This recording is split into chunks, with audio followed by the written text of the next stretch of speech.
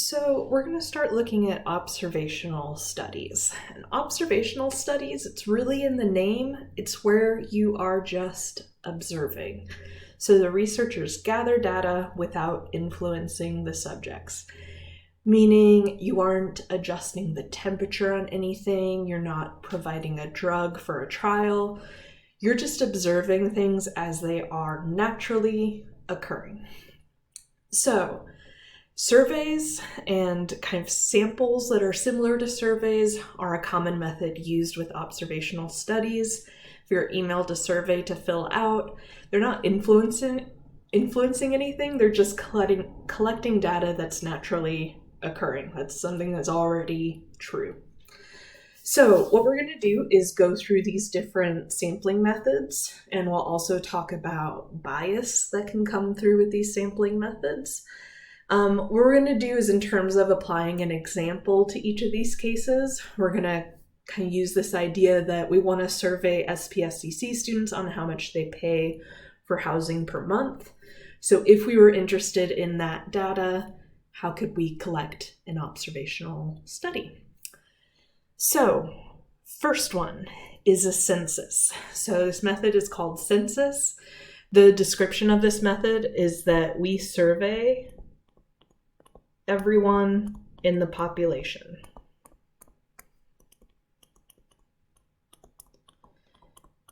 So you might be familiar with the US Census. That's the idea that they're trying to collect data from absolutely everyone who's a US citizen. This is the same idea. It can apply to other scenarios, but census is basically when you get population data. So if we're interested in housing, the amount that's paid for housing per month by SPSCC students, then what we would need to do is survey all SPSCC students. So this is getting to population data, which we've talked about before, and how this can be very difficult to obtain.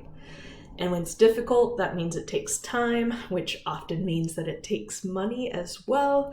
So a census is very difficult to do. But again, if you get that data, it's extremely accurate if you have that data, but very difficult to obtain. So our next one is simple random sample, which for short, we sometimes just call it SRS. So a simple random sample is where we survey a portion of the population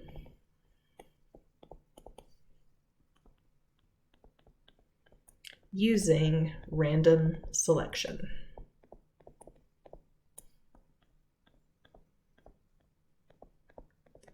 So meaning everyone in the population has an equal chance of being selected, but what you do is set a certain sample size and then get a random selection.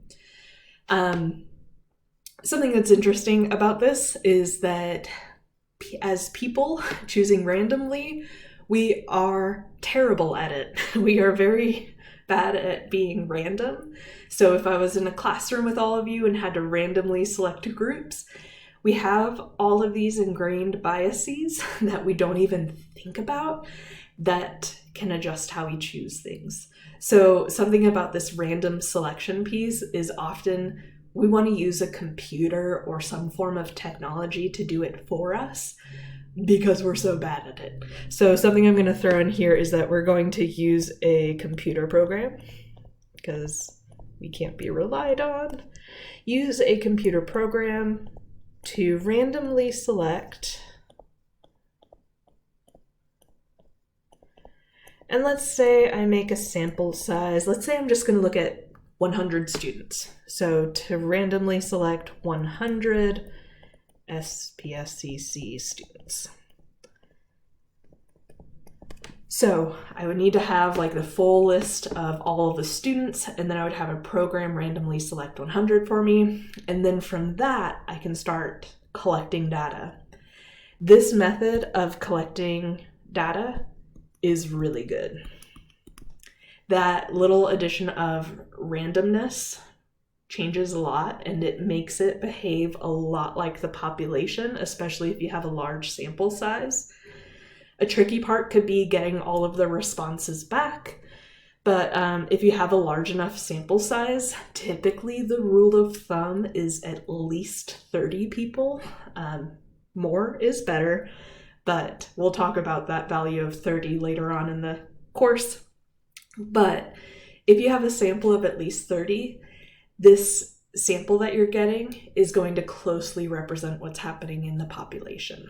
So, simple random sample in terms of getting observational study data, fantastic way to go.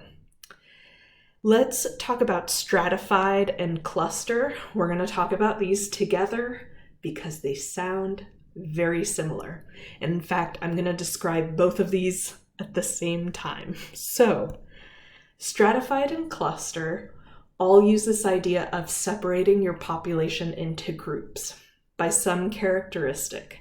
So first thing I'm going to do with both of these, actually off to the right a little bit, I'm going to draw this block, so a rectangle. Now I'm just going to separate up this rectangle into, let's say, 10 pieces. I'm going to do this for cluster as well. A rectangle with about 10 pieces. Doesn't really matter if it's 10 or not. But so both of these, the first thing we do is separate into groups. So based on some characteristic, you're separating both of these into groups. And then what we do next is different between the two. In stratified, after we separate into groups, we take a random sample from every group. So separate into groups and randomly sample every group. So my little picture that I'm drawing here with the rectangle that's separated up, that's the idea of, let's say we have these 10 groups. If I'm taking a stratified sample, what we would do is take a little sample from each of these groups. And you take the same size. So let's say I took a sample of 3 people from each group. Then I'm just going to draw these 3 little dots coming from each group here. So as you can see, I would be surveying all of the groups. And with random selection, which is really good, I would have a pretty good sample from this. So to make an example, what this would look like is, let's say I separated students based on zip code. So I'm going to separate students by zip code and randomly select, let's say, 5 students. Select 5 students from each zip code.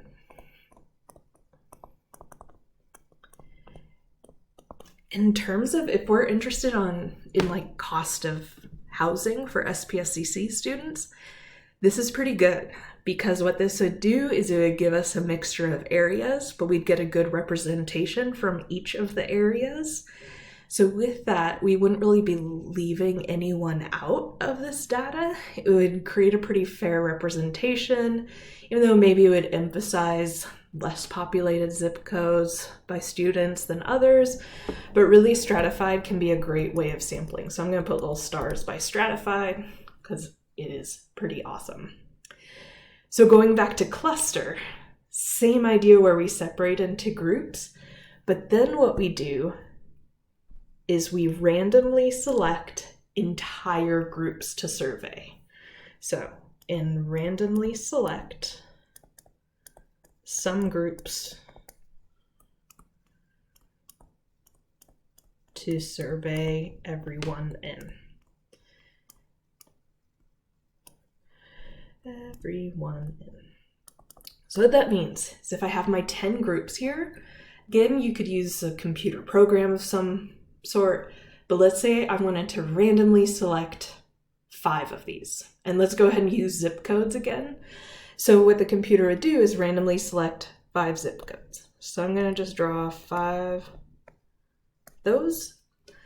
But it isn't just one person in each of those groups. We would survey everyone in those groups. So what I'm going to do is shade in those 5 boxes there because we would talk to absolutely everyone in that entire group. So I like to have these 2 visuals here where stratified, you have those 10 boxes and then you have little samples from every single box. So you see those 3 little dots in each and every box. With cluster, you have those 10 boxes, and what you have are these shaded in 5 boxes in there because you talk to absolutely everyone in those groups. So with this one, our example could be separate students by zip code.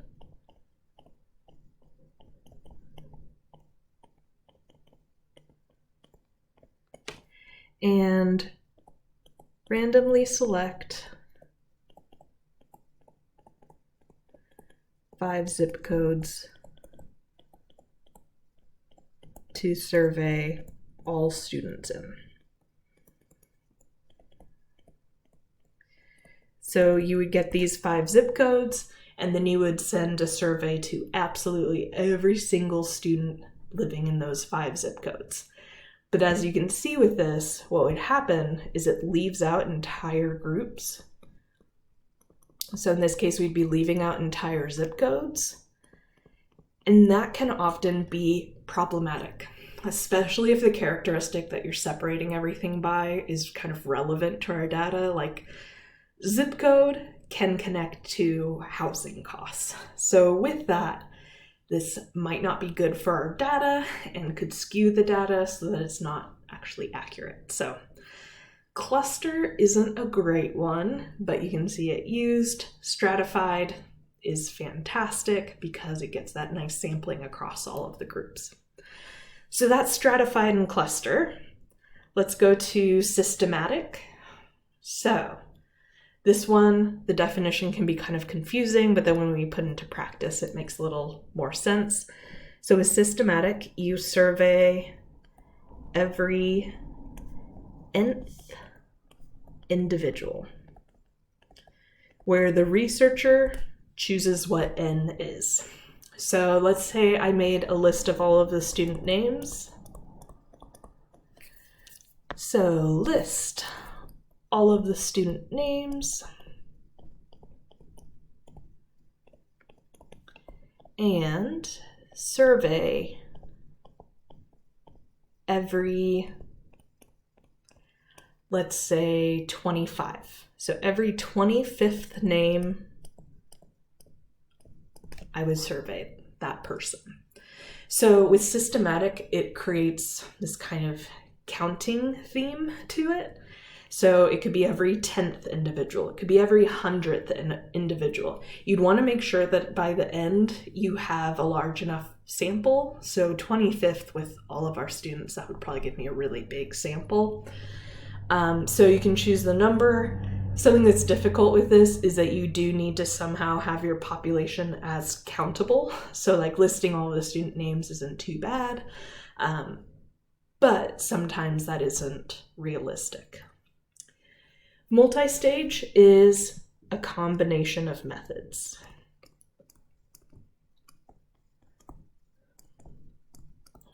So let's say I combine 2 methods. Let's say I wanted to combine systematic and stratified.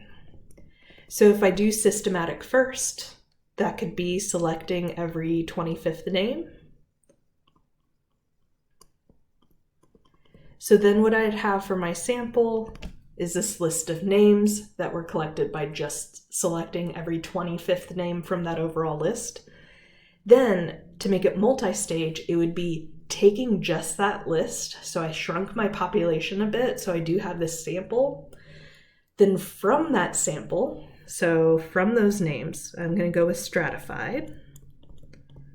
So from those names,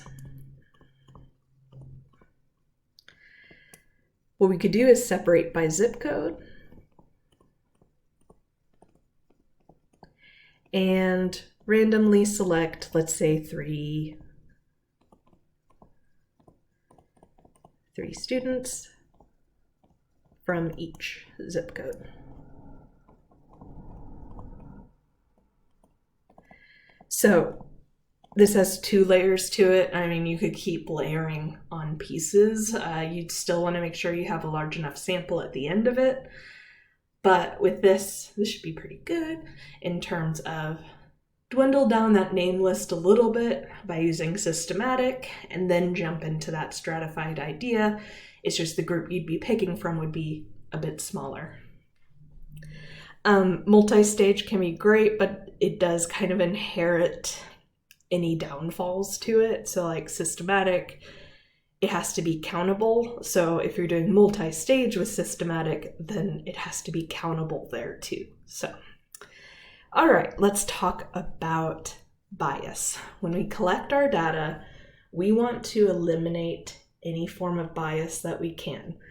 And this is incredibly difficult. And I hope after this lecture, you can kind of think about like the email surveys you get, or like reviewing sites like the reviews on Amazon or Yelp, because it is all very, very biased. And a lot of data that we see out there is very, very biased. So I'm kind of hoping this lecture will make you a little cynical when looking at data too. So bias is any systematic failure of a sampling method to represent the population.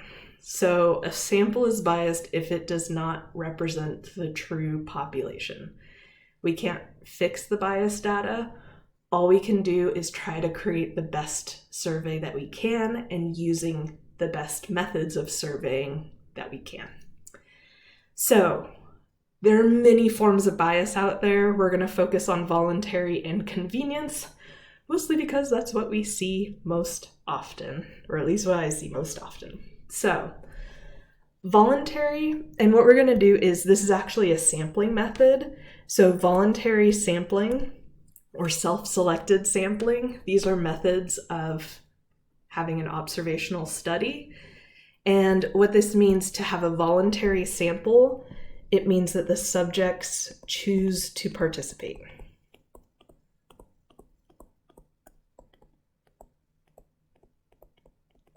Which, if you're thinking, well, isn't that every survey? Yes, we as human beings have free will, so we always have the option of whether or not to choose to participate. What we're going to go to here is kind of the extreme where it's not even really suggested to participate. So, for example, like an online poll. Especially these tend to pop up on news websites. So say you're at your favorite news website and there's some poll on the side, like yes or no, what do you think about this question? This is how they collect a lot of data. Well, for you to take the time out of your day to answer an online poll, it takes some motivation. And typically what it means is that you have a strong opinion attached. So for example, if there was an online poll about the importance of math education, I would be answering that so fast. I have a very strong opinion about how great math education is, or how I want to improve it, and things like that. I would be very inclined to offer an answer. And most people that would be answering that would have the same kind of strong opinion attached. And that idea is the idea between about voluntary bias. Voluntary bias comes through with voluntary sampling, that if you're choosing to participate, especially the more optional it becomes, kind of the stronger the bias is, if that makes sense, because it means a strong opinion is attached. So if you think about like email surveys, online reviews, like if we go with the example of restaurant reviews through Google or Yelp, typically you're seeing 5-star reviews or 1-star reviews. You're often seeing this spectrum of, oh my goodness, best food ever. I can't wait to go back and spend every day there and spend all my money because it's the most delicious food ever. Versus, it was terrible, the staff was terrible, I'm never going back, do not support this business. So you get these very strong opinions attached. You very rarely, they are out there, but it's more rare to see those cases of like, this place was mediocre, 3 stars. That's not as often to occur. So we want to be careful of voluntary sampling, which again really is kind of all samples because we always have to volunteer to participate in something. But with that, just keep in mind voluntary bias and really how strong that voluntary bias would be for that scenario. Another case is convenience sampling. This is also one that comes up a lot. So the method for convenience sampling is that it's easy to survey.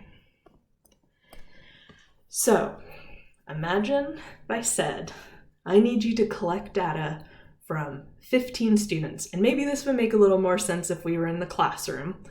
So say we were sitting in our classroom with 30 students around you, and I said, I need data from 15 students about how important they think statistics is.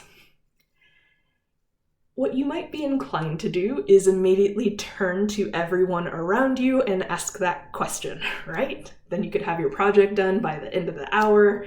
Easy peasy. That's a convenience sample where you're asking the people closest to you or that's the easiest to collect. That's a convenience sample. So this could come from surveying at one location. So kind of fixing your location can be a convenience sample because then you're only getting people, in that case, it would be only students in a statistics class, which would be heavily biased if I was asking for your interest in statistics. If you're only using classmates or even asking friends, often you are friends with like-minded individuals. And with that, those kind of shared opinions could come through.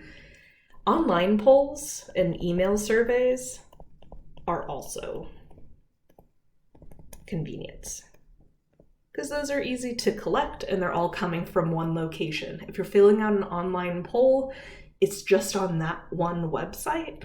So it takes visiting that website and only people that visit that website to answer it. So with convenience sampling comes convenience bias. What this does is it's a lack of randomness and often includes lurking variables. So lurking variables, or you might see the wording confounding variables. So lurking or confounding variables are these variables that you aren't collecting, you aren't analyzing it, but it's affecting your data. So for that example, where if you were surveying the students in your statistics class, where if I said survey 15 students about the importance of statistics, so you would just be asking your neighbors, do you think statistics is important? Yes or no? And you collect all that data. A lurking variable would be the fact that all of them were statistics students. So even though you didn't collect what classes they were taking or what they're interested in, it would be a variable that's affecting the solutions or the answers that you receive. So 2 sampling methods here, voluntary sampling, convenience sampling, both come with their own form of bias, voluntary bias, convenience bias. As you can imagine, you can have both of these too. You can have a voluntary and convenient sample taking place, and then that's just heavily biased.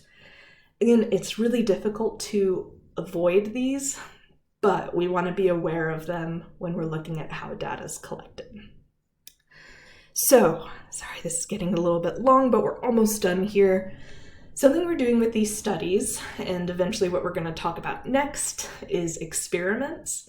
So observational studies, you just collect data that's observed, collect it, review it, analyze it, and you're done. Experiments, we're going to do the same thing.